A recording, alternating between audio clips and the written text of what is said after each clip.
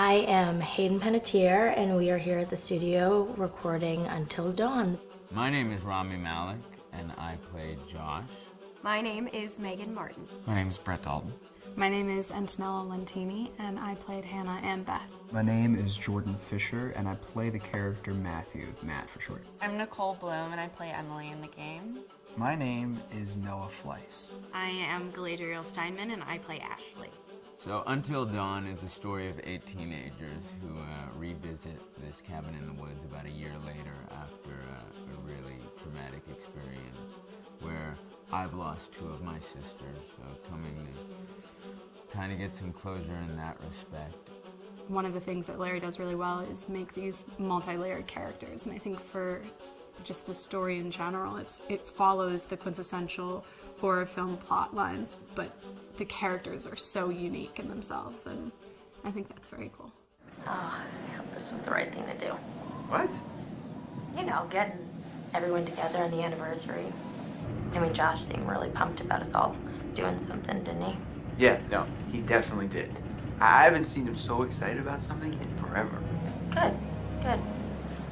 Sam and I have a few things in common, such as being huge lovers of animals, and she's a huge animal lover. She's vegan. She is a pacifist. I'm not quite sure if I'm gonna go as far as saying that I'm a pacifist, but she's spunky and cool. I know that she, I think, is made fun of a little bit by the rest of them who think that her morals and her beliefs in that area are a little ridiculous and they don't agree with them, but she doesn't care. It doesn't stop her from being herself, and that's something that I hope I have in common with her.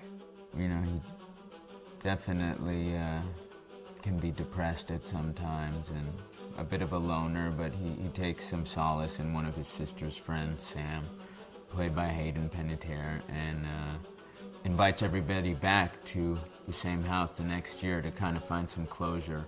Jessica she has a whole lot of personality. She is definitely the sort of mean girl character that, you know, at school she knows she's pretty, she knows that boys like her, and she's gonna use it to her advantage.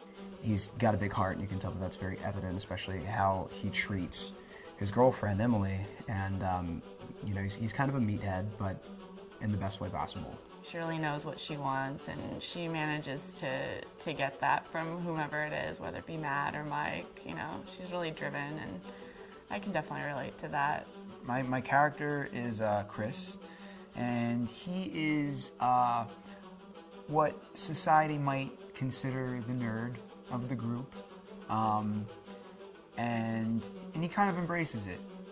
Ashley she's a little more serious than some of the other girls. She's definitely very intelligent and thoughtful. She kind of looks at the whole big picture of things. She's not quite as geeky as Chris, but they connect in a lot of ways. Mike is like big guy on campus. He's the class president who has some charm and has a brain, and I don't know, people seem to like Mike. He gets away with a lot, though. He can be kind of jerky. The fact that he really just kind of wants everyone to be happy, and he wants her. He's a people pleaser, and I can definitely attest to being, you know, that guy. I'm always the friend that wants everybody to be happy and wants everybody to be taken care of, and that's definitely Matt. But also, like, this character is just so fun. I rarely get to play the bitch, and so it was really fun to do that. The spirit of things, seriously, what's wrong with you? I'm just trying to lighten the mood, Em. Don't be like that. Like what? The way you're being. You always get like this. I just think this is just the coolest thing to be a part of, and I just think it's going to take the world by storm. I really do. I think this genre is the wave of the future, and I think that once people see the potential behind it, of getting to interact with the drama that you're witnessing unfold in such a realistic way, that this is how entertainment's going to be from now on.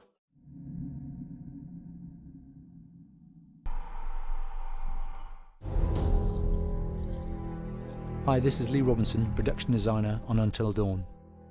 The production design for Until Dawn started with the great teen horror script that sets the characters in a Canadian winter mountain lodge, being a contemporary setting with visual clues derived from classic films of that genre, such as Hitchcock's Psycho and Stanley Kubrick's Shining.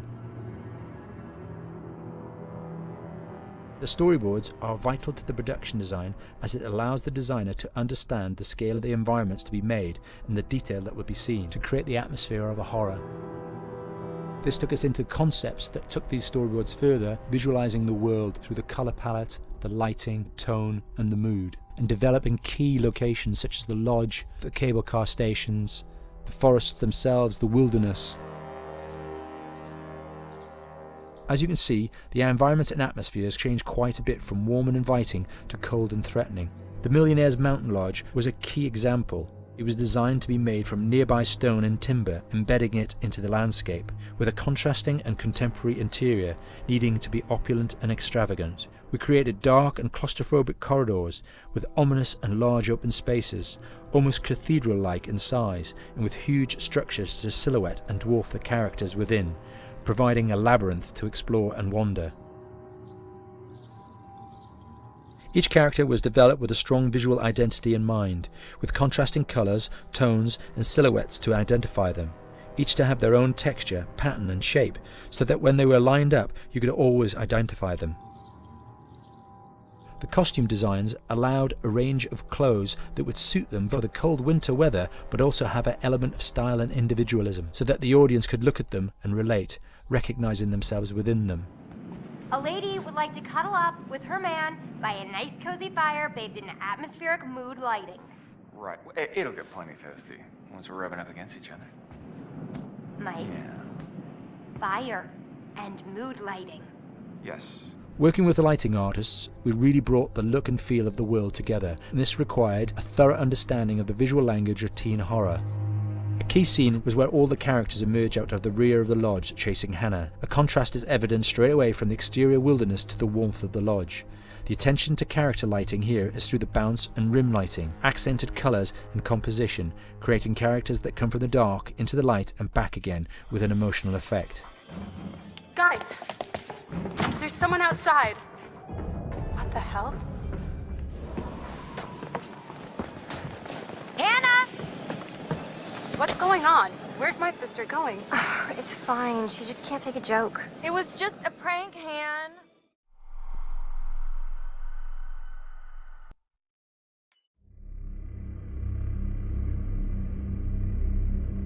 Until Dawn is a game that's full of horror, and one of the things we decided to do early on was to take a scientific approach to how scary it was. So we did experiments on people and we measured their responses to the game. We've created a test area. It's as close to a home setup as we can get it. We've recruited ordinary people to play the game and we've left them to play it on their own. You're turning the light off.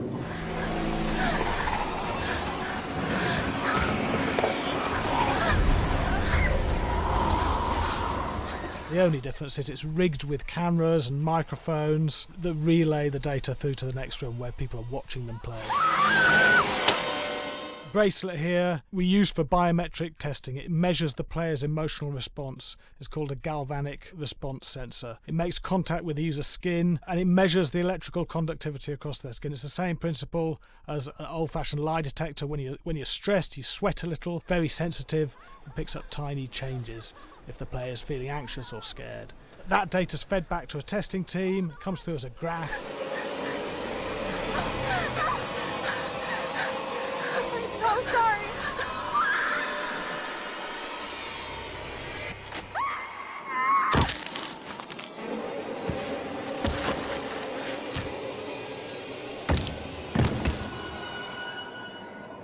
There's no point testing one or two people, you have to test a lot of people. And what's your step?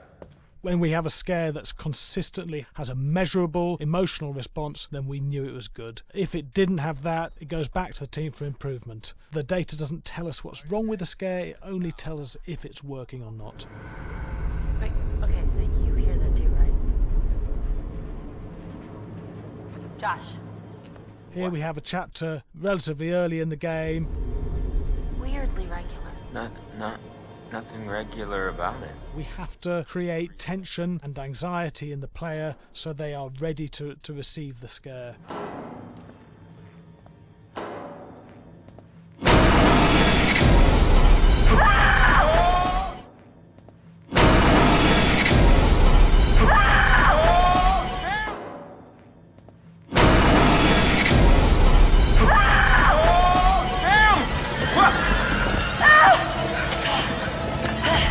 Give the player time to recover, to cool down, to calm down, and then start building the tension again before we do the next scare. Hey. What? Hey. What the hell? Boom. You just got mumped.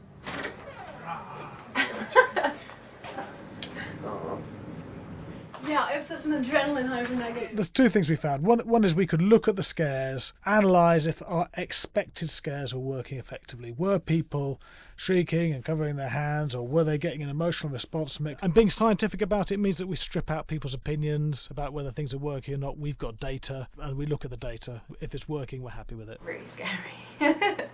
Bit scared and wanting to get away. I actually be maybe a bit scared to play on my own, but in a room with the lights on, yeah, with some other people as well, yeah, maybe.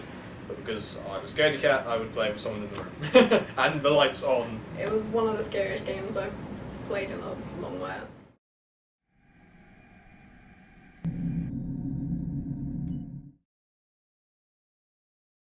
Hi, Larry. Hey, Graham.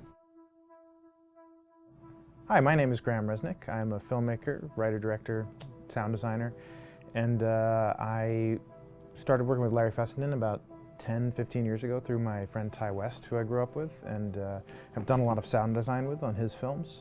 And he was producing Ty's films at the time, and Ty introduced me to Larry. Larry produced my first feature, and we've written together on several projects. My name is Larry Fessenden. I'm a filmmaker. I run Glass Eye Pix, which is an independent production company out of New York. We make indie movies, a lot of scary movies as well. And I got a call to audition to write this video game. And I called my pal Graham Resnick because Graham is a gamer. And while I thought I could offer something to the idea of writing this multi-branching story, I knew that I would want Graham's expertise as a lover of gameplay, since I guess games were started. So and just as a lover. And as a lover, yes. Which is why there's so many sex jokes in the game. There was one Italian website that did say the Larry that's Fessenden and right. Graham Resnick, the two lovers behind Until Dawn. Come here. Maybe I know how to handle you too. I am definitely ready to be handled. So I wanted Graham by my side. Yeah, and we got the gig, and it's been an amazing ride. Oh, hell yeah. Oh my god. She's taking her shirt off. What? Oh my god. Matt, what are you doing here? Hannah. I'm sorry, Hannah, Hannah. hey. This all got Don't out of worry, hand, just So in the game, the basic setup is that a year prior to the game's start, all these kids had gone up to a ski lodge that was owned by the parents of one of the kids, or a couple of the kids, and some of the teenagers played a prank on some of the other teenagers, and the terrible tragedy occurred when a few of them, two sisters, ran out into a blizzard, and were never seen from again.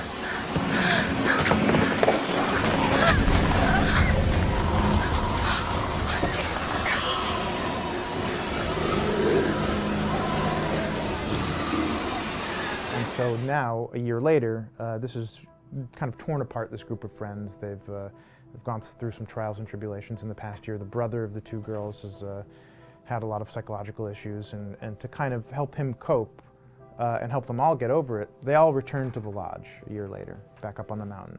And the idea is to get over it, but... the healing does not begin. Yeah, and these kids are all trying to find themselves. They've been through a trauma, but in general, they're just teenagers trying to figure out who they are. So they're all kind of falling into the patterns, the stereotypes, the characters they see on TV and in the movies. I think we were very interested in taking genre tropes and kind of making them sort of refresh them.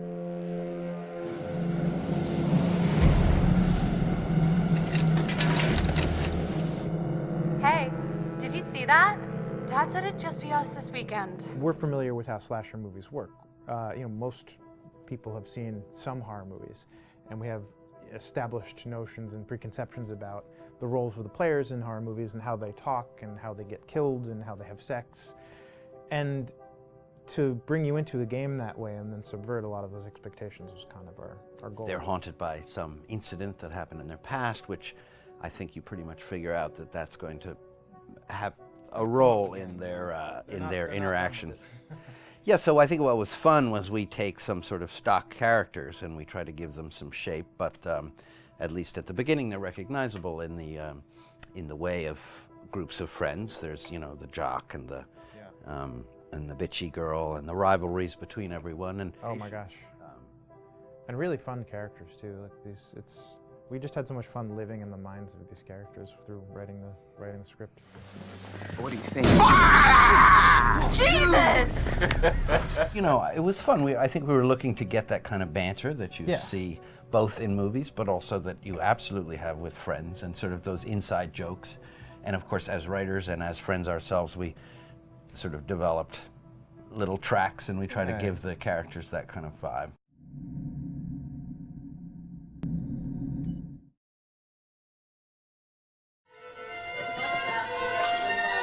Yeah, fast and violent.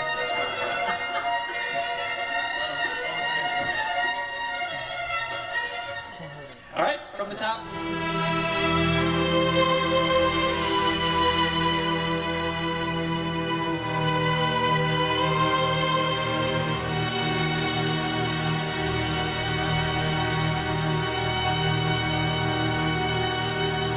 My name is Jason Graves, and I'm the composer for Until Dawn.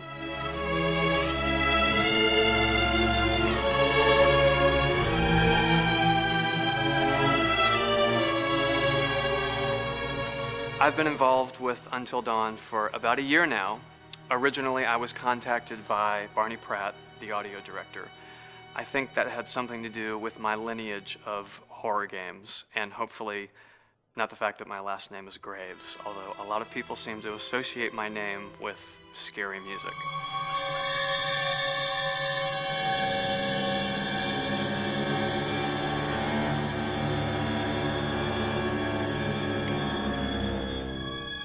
One of the things that was really exciting about working with Barney and the team at Supermassive is they really wanted something unique for the music. They wanted the music to stand out and be a character on its own in the game.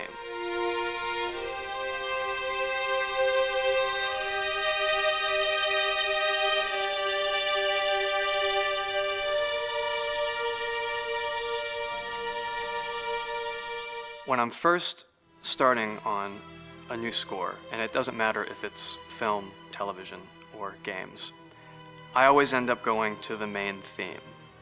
Sometimes the developer or producer isn't even necessarily interested in the main theme at the beginning. I just want to do it for myself, because for me, the main theme is the identity of the game.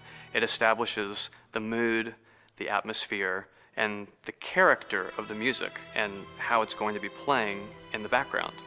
And that's what we did with Until Dawn.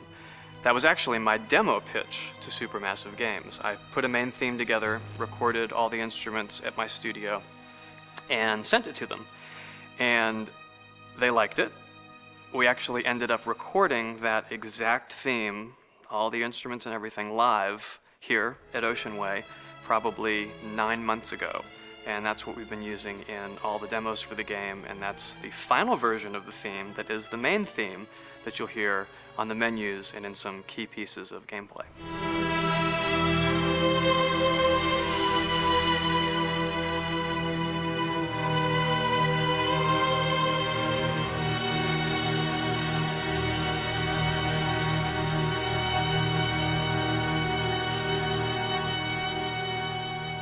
I seem to have made a name for myself in horror. And there's something about scary music, I think it's maybe the lack of rules. The biggest rule in scary music is there are no rules, so you can do anything you want, and actually, if you end up doing things that don't feel like they would work out together, they kind of clash and it ends up being even more effective for scary music. So that's what really drew me to Until Dawn, was the textures, plus writing thematic material that is interwoven with the scary textures. I haven't really done anything like that before. Usually it was just all tension all the time, and that's fun and it's great. But I'm actually at heart a very melodic composer. That's the kind of music I love listening to, and that's the kind of music I love writing. That's the kind of music I got to work on in Until Dawn. Very nice. Same thing.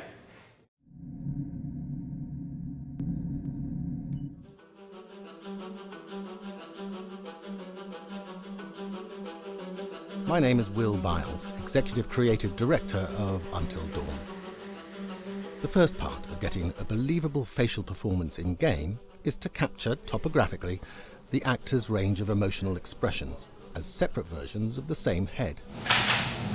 Every tiny nuance gets digitized and merged, effectively creating a model that can recreate every facial movement that the actor makes. Once the topography has been recorded, the actor's performance itself can be captured by using a predetermined set of marker points, drawn precisely on the face, and a high-def helmet cam, wirelessly linked to capture devices. The camera is the small box where it looks like the microphone should be. Outro Sam. Mark. It records in high def the movement of the dots throughout the performance that will drive the expressions captured earlier.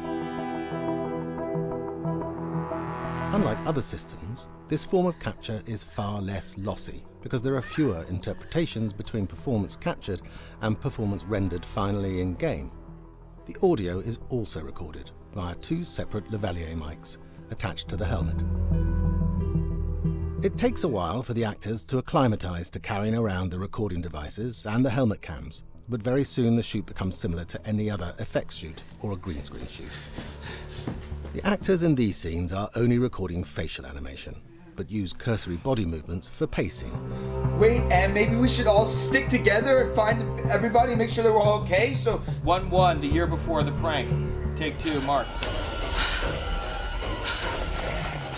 Other than the other actors, they have to use their imagination for everything and everywhere that they are supposed to be seeing and feeling. Idiot! So dumb! From a hot midday studio in Los Angeles to a freezing midnight mountain in British Columbia.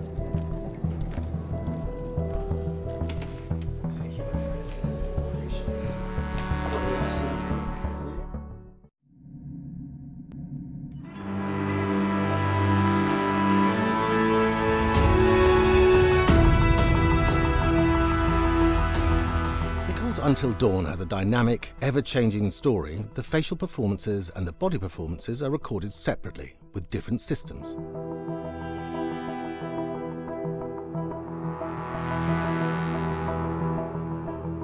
With the body capture, we use reflective bead suits and an infrared camera matrix system that drives the CG bone hierarchies in our character models. These performances cover everything from character locomotion, scene-specific performances, and stunt work, most of which was recorded at studios in Pinewood and Shepperton, near London. Anna! Hello? Combining all the elements seamlessly in the final game becomes a formidable editing and logistical task. Every variation, both physical and emotional, must be combined in these multi-edits. Scaffolding props have to stand in for the sets, because the hundreds of infrared cameras have to be able to see all of the reflective beads on the actor.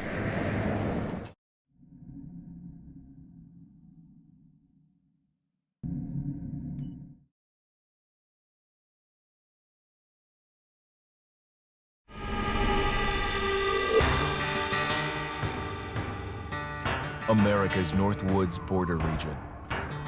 Within this land of 10,000 lakes and miles of dense timber, a hideous creature is believed to lurk.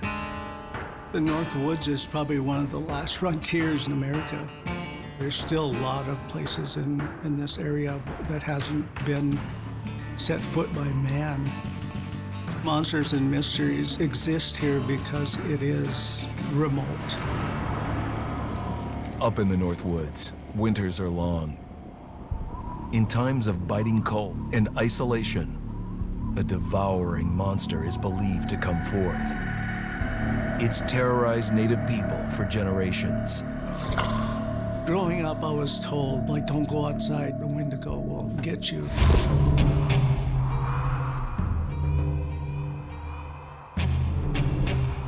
Among the traditions of the northern Algonquin tribes is the Wendigo, a monster that can seize hold of a person to carry out its hunger for human flesh. Many Native Americans fear even talking about this Wendigo, and even the mention of the name will let the Wendigo find out where you are, and it will open you up to be possessed by this Wendigo. The most famous case of a Wendigo possession took place in 1879 in the deep woods outside of Edmonton, Alberta. Swift Runner, a Cree Indian, was a trapper and a guide. He had left town the previous autumn with his wife, 6 children, and his mother. But when Swift Runner returned in spring, he was alone. Swift Runner came into a nearby village telling this heartbreaking tale. I had to watch them starve to death. Of his family being killed by starvation, and that he was the only survivor. My whole family gone. It wasn't hard to understand a family falling victim to a brutal winter. To even not. Yet something was suspicious about Swift Runner. He was a strapping man, and he came into town weighing over 200 pounds. It didn't look like somebody who had just weathered a terrible winter. He wasn't malnourished, didn't look like he was starving. He looked healthier than ever. After a few nights, it became clear that something was wrong. He started having night terrors, screaming in his sleep. I am the Wendigo! Villagers alerted the police. Swift Runner actually guided them back to his winter cabin.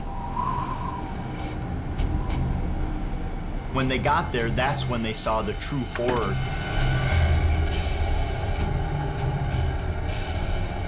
Human skulls were scattered around, many bones, some of which had been snapped in half, and the marrow inside had been drained. They had never seen anything like it. Swift Runner had killed his entire family, shooting them, hitting them with an axe, strangling, and then eating most of their bodies.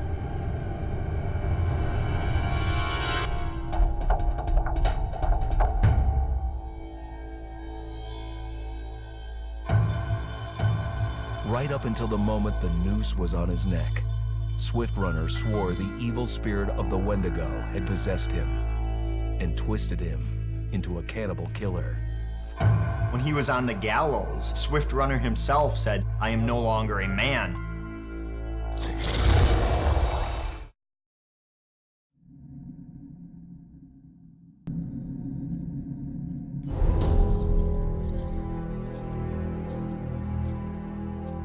Just move over there. Go on, move. Let me say what I came to say. I'm here to tell you what you're up against being back on this mountain. You should never have returned. I don't know why you did after what happened last year. You mean with Hannah and Beth? Yeah, how could you know without being involved? I don't take kindly to you kids coming up here to my mountain. Your mountain. The mountain don't belong to me, it's true. But it don't belong to the Washingtons. This mountain belongs to the Wendigo. Hi, this is Lee Robinson, production designer at Supermassive Games. Understanding the ancient myths of the Wendigo was key for their development that helped the visual look. Through sketches and concepts, these elements were visualized, such as eyes being milky, almost dead, with loss of lips and eyelids due to frostbite, fangs growing and arms and legs getting longer, with skin hardening and thickening to look snarling and menacing, yet withered and lean. What the hell was that? Another piece of... Fingers and toenails extending like claws, allowing them to climb effortlessly. We made them look gaunt and weathered, and having ragged remains of clothes they wore. Blood-stained and rotten, with patches of hair still remaining, they retained strong skeletal limbs, which enable them to be agile and quick through the environment. Where are you? My name is Jamie Gallipo, Animation Director at Supermassive.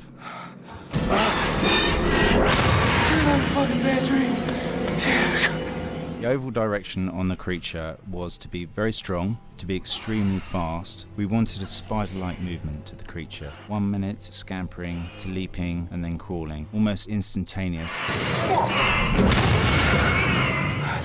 And finally, we wanted the creature to have this real, uncontrollable thirst for flesh.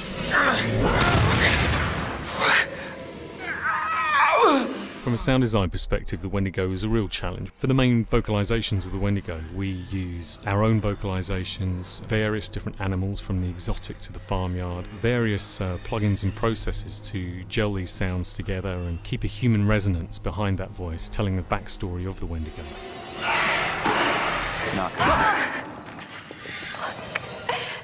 During the chase sequences, the anger of the Wendigo is felt by encircling breaths, screams and screeches that essentially chase you as you're being chased by the Wendigo.